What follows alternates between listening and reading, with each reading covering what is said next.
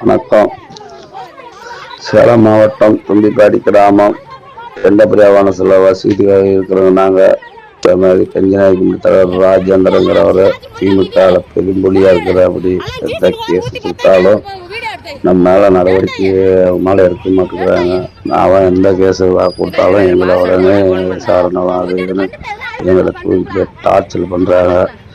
2025 இது வரைக்கும் 2012 2025 வரைக்கும் எங்களை போட்டு வாட்டி வதக்கிறாண்டாலு எப்படி நாங்களா ஒரு கூலி வேலை செஞ்சு ஏதோ கேஸை பார்க்கறதா, குடும்பத்தை நடத்துறதா, குழந்தைங்களை படிக்க வைக்கிறதா, டெய்லியும் ஒரு 2 அடியாட்களை வச்சுக்கிட்டு ஒரு 10-50 பேர் 100 பேர்த்த டெய்லி வாரத்துக்கு மாதத்துக்கு ஒரு நாளைக்கு எங்களை டார்ச்சர் பண்ணுறோம்.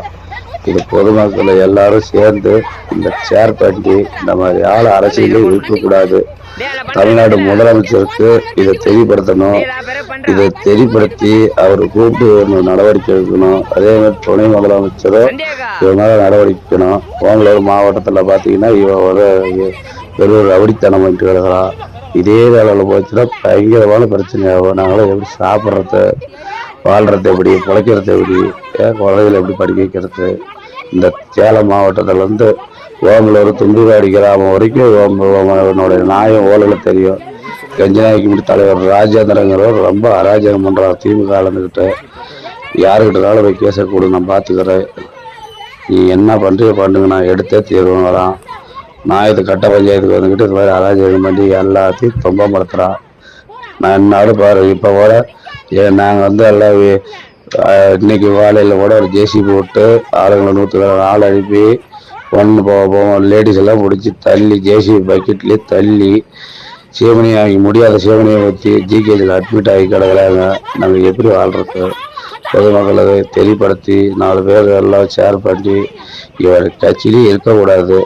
இந்த திமுக ரொம்ப அனுமானமாக இருக்குது.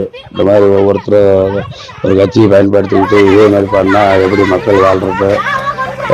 மக்களை தான் கட்சின்னு சொல்கிறாங்க, ஆனால் இது எந்த நடவடிக்கை எடுக்க மாட்டேங்கிறாங்க. இந்த பெஞ்சநாயகம் பற்றி தலைவர் ராஜேந்திரன் இந்த மாதிரி ரொம்ப அராஜகம் பண்ணுறான். இது தமிழ்நாட்டு முதலமைச்சருக்கு நேரடி பார்வையில் கொஞ்சம் தெளிவுபடுத்துங்க. அதே மாதிரி தமிழ் முதலமைச்சருக்கு தெளிவுபடுத்துங்க. இது எங்கேனாலும் நடவடிக்கை எங்கேனாலும் தப்பாக இருந்தால் பாருங்கள்.